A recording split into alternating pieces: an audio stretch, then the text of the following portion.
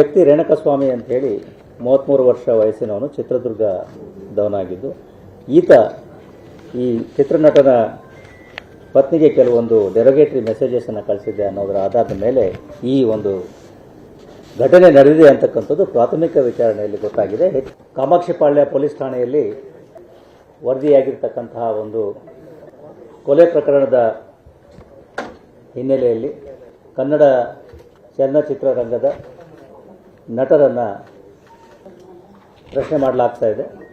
ಈ ಕೊಲೆ ಪ್ರಕರಣ ಆಗಿರ್ತಕ್ಕಂಥದ್ದು ದಿನಾಂಕ 9ರಂದು, ಅಂದರೆ ಭಾನುವಾರದಂದು ಸಿಕ್ಕಂಥ ಒಂದು ಅಪರಿಚಿತ ಗಂಡಸಿನ ಶವದ ಆಧಾರದ ಮೇರೆಗೆ ಆತನ ದೇಹದ ಮೇಲೆ ಇದ್ದಂತಹ ಗಾಯಗಳನ್ನು ಗಮನಿಸಿ ಕೊಲೆ ಪ್ರಕರಣವನ್ನು ಭಾನುವಾರದ ದಿವಸವೇ ರಿಜಿಸ್ಟರ್ ಮಾಡಿಕೊಳ್ಳಲಾಗಿತ್ತು.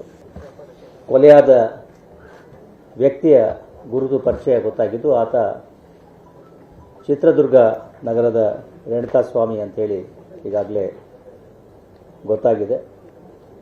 ಅದರ ಆಧಾರದ ಮೇಲೆ ಮುಂದಿನ ತನಿಖೆಯನ್ನು ಕೈಗೊಂಡಿದ್ದು, ಅದರಲ್ಲಿ ಈಗಾಗಲೇ ಹೇಳಿದ ಹಾಗೆ ಕನ್ನಡ ಚಿತ್ರರಂಗದ ಓರ್ವ ನಟ ಹಾಗೂ ಆತನ ಸಹಚರರನ್ನು ನಾವು ಬಂಧಿಸಿ ಕೂಲಂಕುಷವಾದಂತಹ